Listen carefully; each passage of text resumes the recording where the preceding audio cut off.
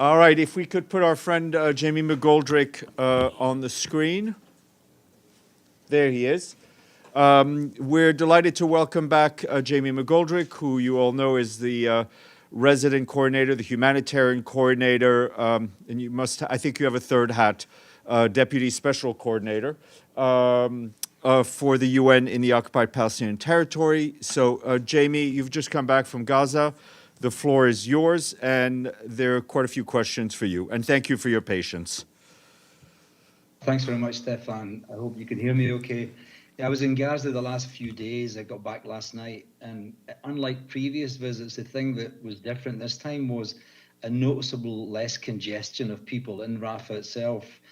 And what we hear is the fact that people have started to leave Rafah. Displaced people who were in Rafah have left now because they fear a military incursion might happen. So they've moved back north to Deir al Balah. Some have gone to Khan Yunis, and many of them have gone to Mawasi, which is the area in the sand dunes on the coast. I think there's obviously enormous and growing needs for over 2.3 million people living in appalling conditions. The humanitarian supplies that have come into Gaza in February fell by half of what they were in January. So we have really got some serious constraints there. So what we're trying to do is we're trying to prepare a two-pronged approach or a contingency plan for two eventualities. One would be a humanitarian pause, and the other one would be a military incursion into Rafah itself. I mean, the challenges are we don't have an adequate supply chain, and we're not able to pre-position supplies in the event of a military incursion. And if hundreds of thousands, which we expect to be the case, would have to move, there are no easy options where people would go to. And obviously right now we're struggling to address the needs of the population who are static. So we're facing some serious challenges here. I mean, we want to do more, we're ready to do more, but there are constraints. There's a rapid rise of disease and food insecurity, and we've produced many more medical cases that we can handle. And particularly the old people, the sick and injured, but as well as the trauma, there's the regular chronic illnesses that are there. The health system's on its knees. The water and sanitation issues are, paramount, and they're affecting many, many people's lives here. We're in serious shelter shortage in terms of tents and plastic sheeting. We don't have enough. And then equally into the camps, and I'll talk about some of the camps later, the service delivery of water, sanitation, food, and health supplies to these camps is just really insufficient. The numbers are way beyond our capacity to respond. We had a WFP convoy yesterday was tending to go to the north. There was 14 trucks on that, and it was delayed or held up at the checkpoint at the Wadi Gaza. It was then rerouted, and by the time it got through, it was into daylight hours, and the 14 trucks with food on board for the north was completely looted or ransacked. So that's a big issue. These are some of the constraints. We've started discussions today with COGAT. We're hoping to start using the military road or the fence road, which runs up the eastern side of Gaza. And it's one that the military use themselves. And hopefully we can get WFP to have a food convoy there, which would take us into the north without going through the very congested south. And that may be something we could use for the future. Because in the future, we'll have to use all roads possible. That will be the beach road, which is the only one available right now. The middle road, which is Sakladin Road, which has been out of action because of military activity. And hopefully this new fence or military road on the eastern side can be a way for us to get material into the north. But let me talk about some of the human stories that I met. I was able to meet some community leaders inside Gaza and Rafah, and these people came from the central area, some from Khan Yunis and some from Rafah, and they talked about, it was a big meeting, community meeting, to talk about their rights and the needs and their desire for a dignified life despite the conditions. And there was a woman teacher in the room in the meeting, and she was concerned about the threat of the Rafah incursion, and she said that her son had packed his school bag, not for school, but to be a displaced person. And I think that's the situation there at the moment. The group and this whole group, and mostly men, highlighted the plight of women and children and the impact of the war is having on them, on the privacy and hygiene issues for women and the nutritional concerns for children. It was a very important meeting to meet people from, mayors and community leaders and mullahs and muqtars, as well as women school teachers and others. I mean, the impact of women and children on this war was something that was echoed later when I went to a camp setting, lay-in camp in Al Mawasi, and I was able to meet in a tent. I was the only man in the room, and it was all women, all Palestinian women, and they were all displaced. And they told me of their daily lives in the camp. And there was very little in the way of support services that go into these camps. And this camp was established by a community group, a local community group. It wasn't set up by any NGO or UN agency. And, the thing that emerged from that conversation, there are serious gender-based violence issues that are emerging. They talked about sexual harassment on the way to the latrines in the evenings, especially, where there's no segregated toilets and there's no lighting and no security. They again flagged the whole issue of privacy for them as women. The hygiene issues were flagged, the lack of clean water. Some of them talked about using the seawater to wash with, and there was nothing in the way of female sanitary products. So this is something that emerged quite strong, and these people talked about very openly, which was in a very conservative society to a Western male was something I was quite shocked at. A woman described her journey to the camp from Khan Yunis at the end of January, and she said she'd given birth earlier, 2 days earlier, and she was forced to move and leave her home and go to this camp. And she was with herself, her other 4 children. One of them were disabled, and she was held at the checkpoint for 6 hours before she could move on. Another woman with twins delivered in a shelter. She had no neonatal care, no medicine, and now she can't even breastfeed because the lack of nutrition in her diet, because she's using and eating only mainly canned food and bread. So women were very open, and I was, it was quite embarrassing. They asked for underwear and sanitary products and different clothes as the weather was changing. And many women spoke of the desperate living conditions and the impact it's having on the relationship with husbands. Some of the husbands are very angry and despondent because they can't provide for their families. And one of the women said to me, at night when you walk through the camps, you can hear the women crying in the tents. And one woman actually mentioned in that, she says that her husband was so angry with her, he took her out into the open place and he beat her in front of the other women of the camp. So it's a very desperate situation when you find something like that happening in a very conservative society. A mother with a 25-year-old son who's disabled, he can't move out of the tent. The tent is so hot and the sand is so deep, she can't use her wheelchair for the son. So it's something that's really, really troubling. And, she said, all I want to do is take him outside and let him have a shave and a haircut. That's what she said. So on the children's front, the mothers complained about the lack of nutritional products for kids, lack of fresh food, living on tin food and bread, the lack of instruction, the lack of school opportunities, and the fact that the discipline of children is starting to change. So, I mean, there's another woman there with 7 children, 2 of them with mental disorders, one son with a kidney complaint. He can't drink the water because it's affecting his diet. And, and then women, all of them expressed the worry and the concern that Ramadan is coming next week and they've got nothing to prepare for their families, nothing they can give them. And so it was actually quite a shock to get all of the human dimension of the stuff we talk about, access and response and the stuff that we normally do. So I'd say that we have to fix things very much so in the context of Gaza for women, for children, for vulnerable groups, disabled and others. And there was one woman who told me, she said that she can't even find the batteries for the hearing aid of her deaf son. And so he's completely lost because he can't hear anything. And that kind of thing it's quite tragic when you hear this. And so I would say that, one of the things that the messages I would put out there is that, hunger has reached catastrophic levels, and especially in the north of Gaza, which we haven't served for weeks. And yesterday's convoy attempt was again disrupted because of the ransacking of that and the insecurity. Their children are now, as we see in the images on the media, who are dying of hunger-related diseases.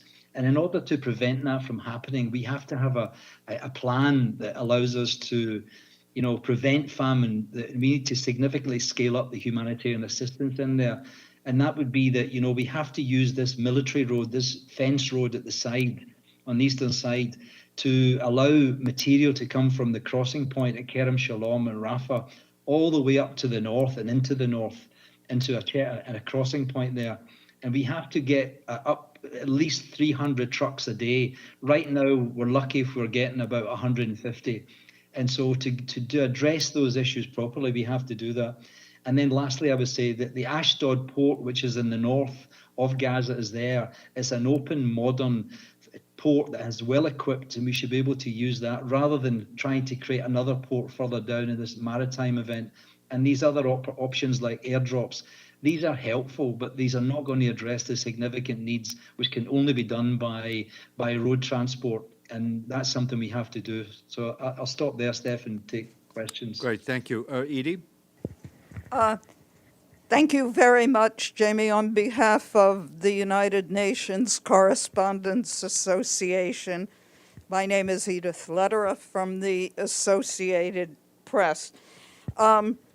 First, a follow-up on the looting of this convoy. All 14 trucks were looted on the inside Gaza when they got through the checkpoint.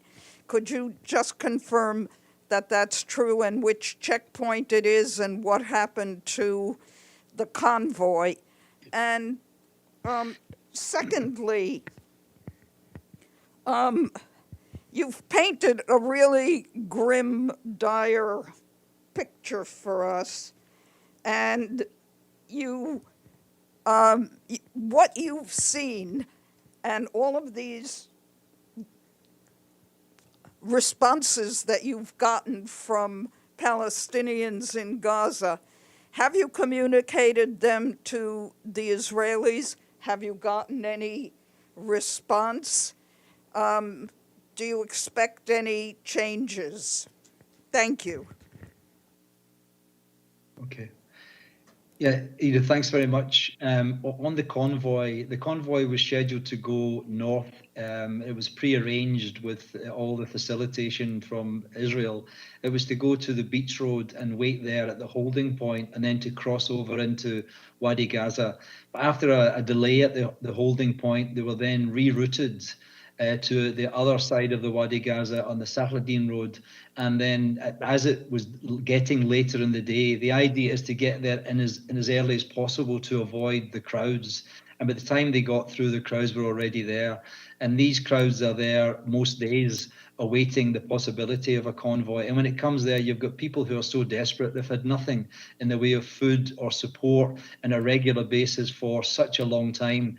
So these people are so desperate that they stop the truck and they systematically ransack the truck and take all the goods off the back. And it's used simply for people who are in desperate need of food, because there's no other source of food other than this truck that comes up, these trucks that come up there. And so it's a desperate situation until we can flood, and I mean really flood the north and the 300,000 people in the north, get some semblance of support. The desperation will always cause these convoys to be looted or ransacked. On your question on the response from Israel, we are in constant dialogue with Israel over getting convoys moved in there, getting supplies moved in there into Gaza, and trying to open up new access corridors like the road I talked about, the fence road. And in conversations today, we've been given the green light to use that road. Maybe tomorrow, and it'll have to be recce'd first of all, and then hopefully we can use that as a supply route into the north, because it's important that we do that. Otherwise, we're going to, as we've seen already, some of the starvation that's arising, and there's going to be a famine committee report in the next 2 or 3 weeks. And I think that will just basically consolidate what we think we already know. Thank you. Michelle Nichols, Reuters. Thanks, Jamie. Michelle from Reuters. I just wanted to follow up a little bit more about what you were telling us about this road. It's a military road just inside the fence within Gaza, and does that mean you enter through Kerem Shalom, and why is this road better? I have some thoughts as to why, but if you could tell us why this road might be better. You just said you've been given the green light to maybe use it tomorrow. What would that involve? Just if you could enlighten us a bit on that, that'd be great. Okay, thanks. Yeah, this road runs parallel to the edge of Gaza Strip. It's on the eastern side, and it's a road that the military use their own, supply lines and deliver, moving in. They have a number of crossing points into below Carney. There's a place called Berry, which is the crossing point they'll probably use. The idea would be that you get the trucks scanned, and there'll be 14 or 15 trucks from WFP will be scanned. They go outside onto the road, and then they enter into this route. I think it's called Route 93 or 96. And then you go north on that road. There is no traffic on that road other than military traffic. So it should be a straight run. And then you come to the north part of it. During that journey on the military route, you'll be escorted by IDF. But once we go inside through the Berry crossing, there'll be no IDF escorts. At that point in time, the convoy will go inside and head to distribution points. Thank you. Sherwin, then Ibtisam, and then Abdelhamid.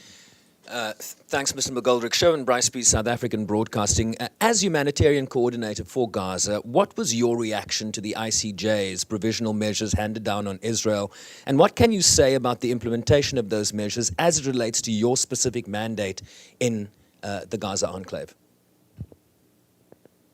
Yeah, thanks. I mean, what we're looking for is an enhanced humanitarian response. But I think we've seen from some of the statistics coming out recently from a couple of people who monitor that, they've shown that the numbers of trucks have gone down. So the enhanced part of humanitarian assistance hasn't been arrived at. There's been lots of reasons for that. There's been a lot of insecurity around the Kerem Shalom Rafah crossing, with a number of Bedouin families and other smuggling groups who have been disrupting the supply chain of goods in there. But then equally outside in the actual place, Rafah and beyond, the blue police who we had been using in the past to help convoy escorts and to crowd control inside the crossing points, they were taken out of it by Israeli instructions. And so we had a security vacuum, and law and order issues were seriously problematic, and that interrupted the flow of aid that we could bring in and move around. And that's some of the reasons why the numbers of trucks coming in and the supplies of trucks getting in therefore didn't match up to what was expected through the ICJ on the humanitarian enhanced response. Thank you. Ibtisam, Abdelhamid, then Sarife, then Yvonne. Thank you. My name is Ibtisam Azim, Al Arabi Al Jadid newspaper. You talked about gender-based violence and sexual harassment. And if I got you right, we are talking about this issue within the Palestinian society. So my question here, within the camps and other places. So my question here, whether there is any support for these women and for the people who are facing these challenges. I know you are overwhelmed and you are not even able to provide the basics, but to which extent are you able to get support to the communities there?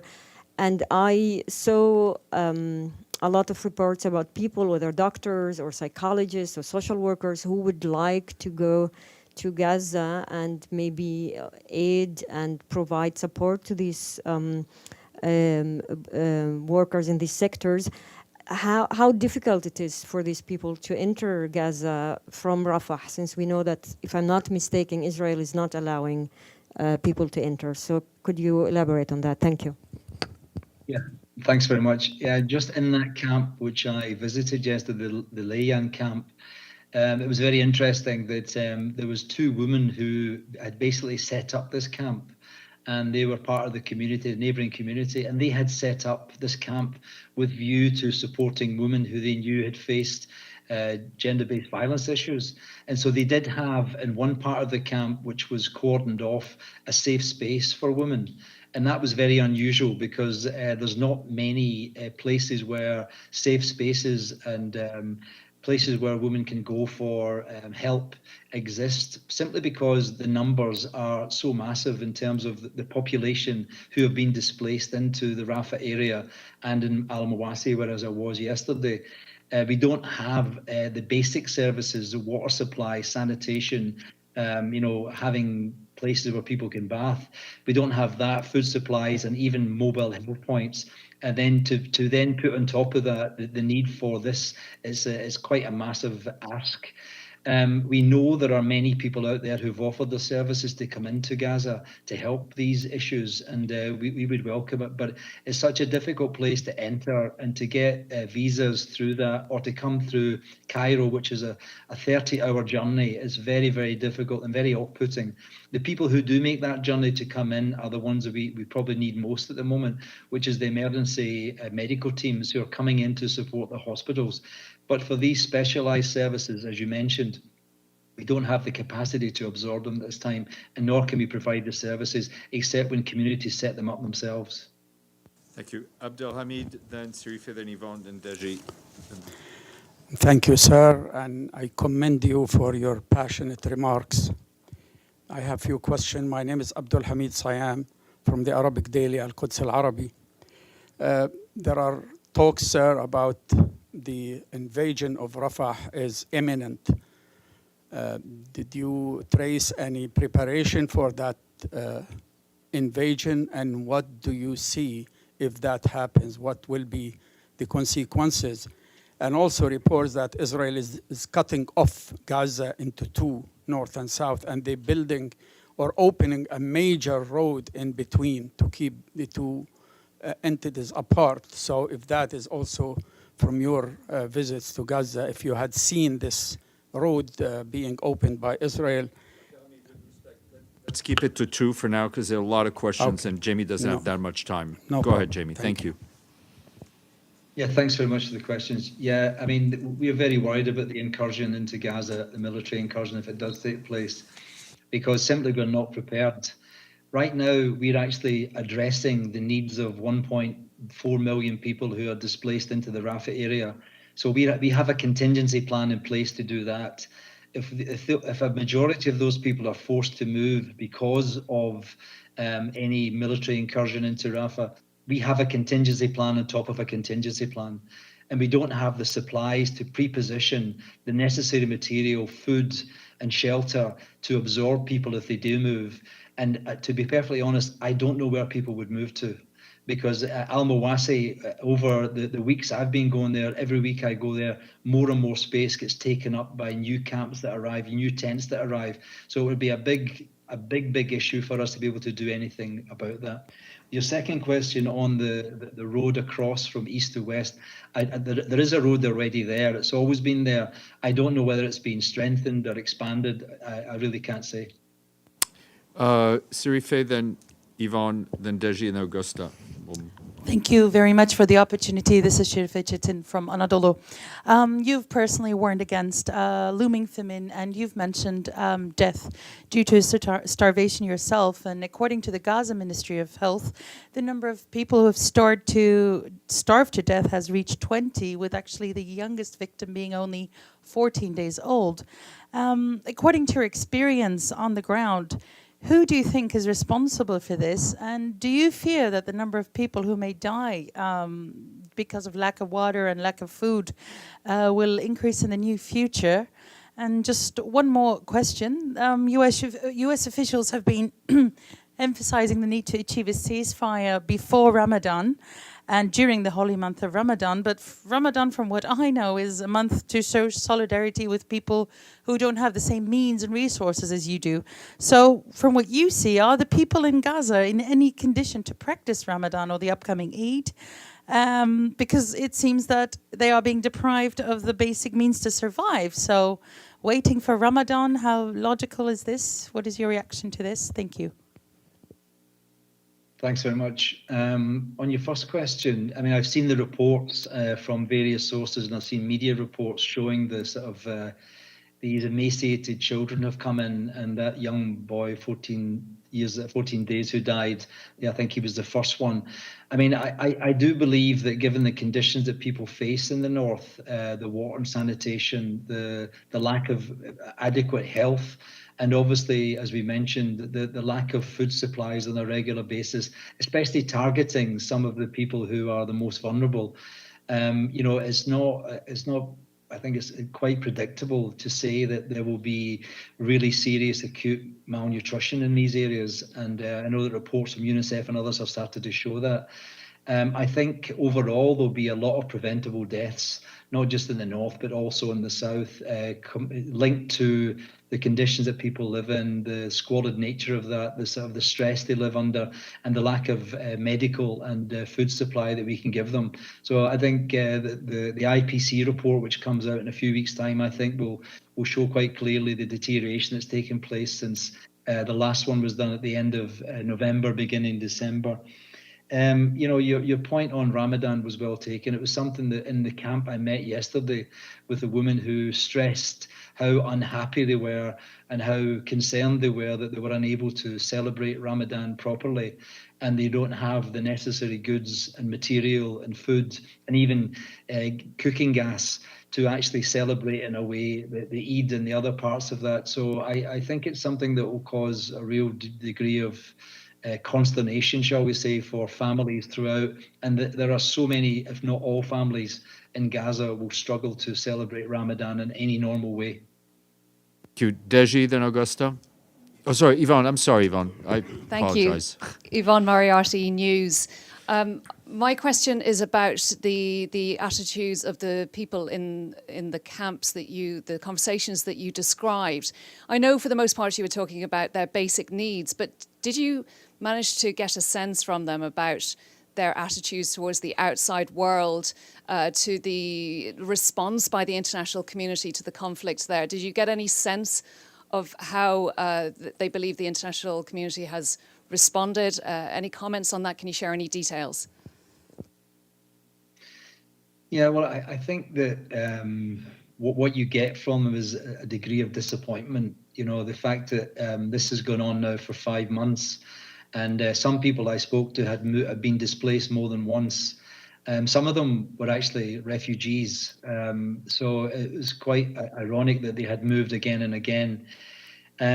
Some of them spoke quite passionately about the dignity in life, or the need for dignity in life, and they talked about how their human rights hadn't been addressed properly.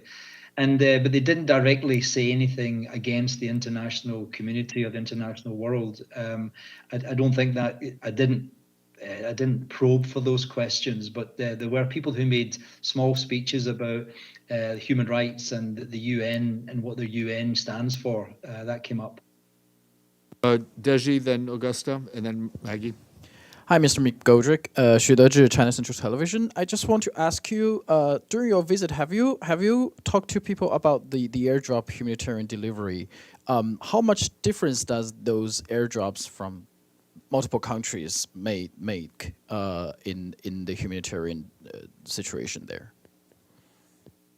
Thanks. I mean, I think airdrops help, but they're not an alternative to road transport. We're talking about bulk requirement. A plane like an AC-130 or a Hercules that drops 3 tons, a truck will be able to deliver between 20 and 30 metric tons. So it's 10 times. I think that the worry is that the airdrops are not targeted. They don't get to the people who most need it. I think that's part of the issue. For bulk food, it's probably not the best use of money, resources. I think that for specialized food products, like, if you were sending in, supplementary high energy food for children, it may be a good use of food. For other times, it's probably best used for medical supplies or technical supplies. But it's actually quite random when it drops, because you're never quite sure where it will land. And we know that donors who give us the funding for our humanitarian assistance, they always insist that we target it. They always insist that we get end user to make sure that it's not diverted. Well, you're throwing large quantities out of a plane in parachutes. Some of it landed in the sea, as you saw, and some of it goes elsewhere, and you never know who gets it. I would suggest that maybe the strongest people were the ones who would pick that up, and they're not necessarily the ones who need it. That said, I think anything we can do, be it from sea routes or from air, would be supplementary to the main need for us to get more access to the north, more trucks through the south, and a bigger quantity of delivery in all parts of Gaza at this point. Augusta, then Maggie, then Stefano. Thank you so much for that. Augusta Saraiva with Bloomberg News. Just a quick follow-up to the airdrops question, because you mentioned between 20 and 30 tons per truck. Do you have an estimate of how many meals would be included in that? And what kind of foods are being delivered right now? Delivered by air is specialized foods. It's normally things which are like plumpy nut, which is a use for high energy supplements for children who don't get regular food.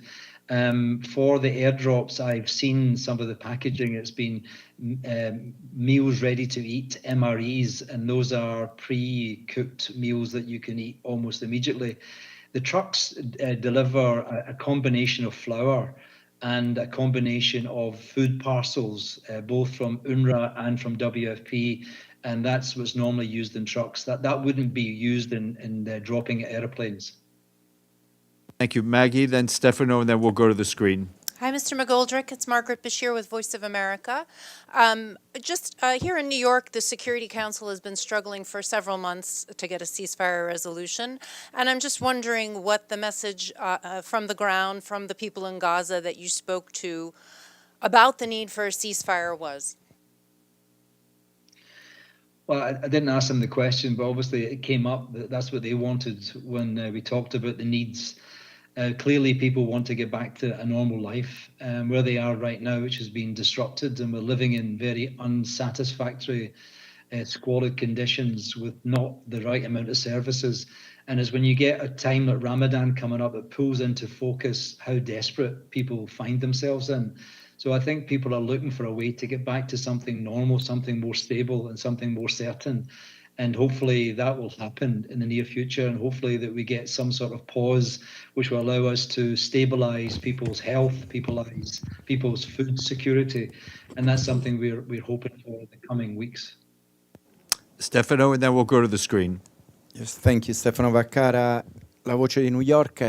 I had the same question, but there is an aspect that maybe you can answer. The ambassador, U.S. ambassador, Linda Thomas-Greenfield, she just gave us a stakeout where she was talking about this resolution that they're circulating and presenting very soon. If you could talk to her in this moment, what it will be in that resolution that cannot, that you think should be there, cannot be missing, a priority for this resolution?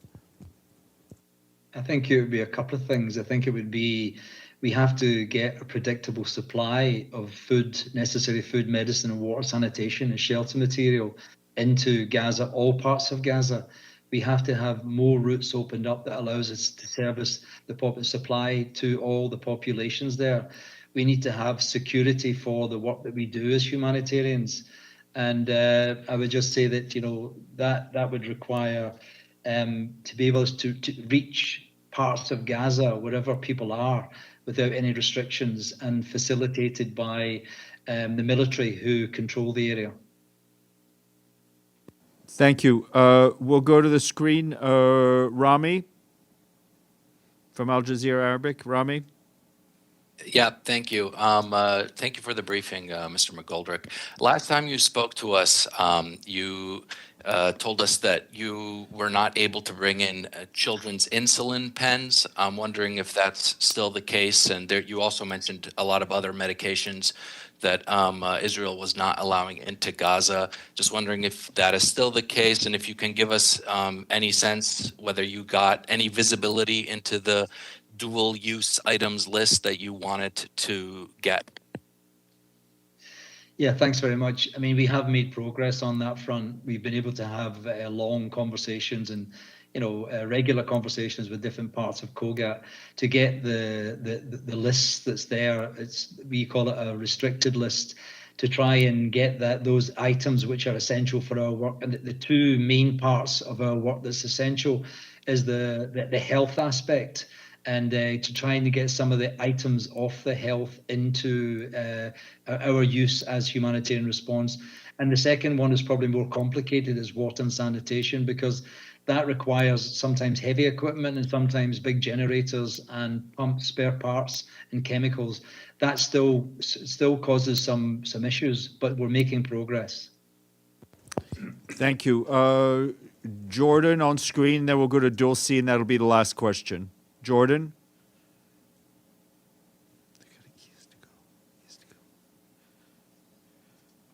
Okay. Dulcie, you get to okay, step thanks in very for much. Jordan. Just a few quick questions, Jamie. This fence road, the plan is WFP convoys, and are these drivers generally Egyptians? And what are the risks involved, since you said IDF will escort only part of the way? And are you getting more cooperation from the Israelis since last week's quote, massacre? And what was the holdup yesterday at the checkpoint that caused the delay? Thanks very much. Yeah, thanks. The fence road, this is the first time we'll try this. And it's been something we've been trying to push for and advocate for weeks now. And what we hope is it will give us a chance to have a direct route into the north without us having to go through a very congested and quite troublesome, in terms of security vacuum, into the north. We would come out of Kerem Shalom and join I think it's Route 96, and that would allow us then to go quickly up the side of running parallel to the Gaza Strip and then come into an entry point. We would be escorted on the military road by IDF convoy escorts, but once we go inside Gaza, we would be then left to go on our own, because we don't want to have inside where you have a party to the conflict supporting our operations in that regard. What happens inside is something we're not quite aware of yet. We're doing a recce tomorrow morning before we deliver to have an idea of the state of the careful there's no unexploded ordnance on the roads we go in, and then to find if we can see some suitable distribution points or storage and distribution points. Most likely it would be the Palestinian soccer stadium, but we could find other places depending how that goes. I think since the incident last week, I think Israel saw quite clearly how difficult it is to deliver assistance. People who don't understand humanitarian response in conflict situations thinks it's quite easy. It's a matter of sending trucks.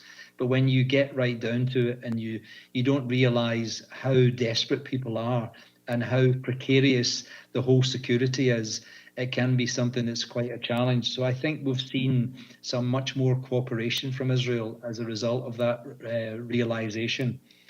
Yesterday's holdup, not quite sure exactly what it is. We've still get an answer. We normally wait at the crossing point in a holding area. And in the holding area, after a period of time, the trucks that are waiting there are given the green light to cross over into the north. We try to do that as early as possible to avoid what happens as crowds gathering at the other side and then stop us and then ransack the trucks. I don't know the specific reason why we were held up for longer than normal and why we were then rerouted to another road, which then caused the problem and the looting happened. Thank you. I think, Jamie, are you okay taking one more question?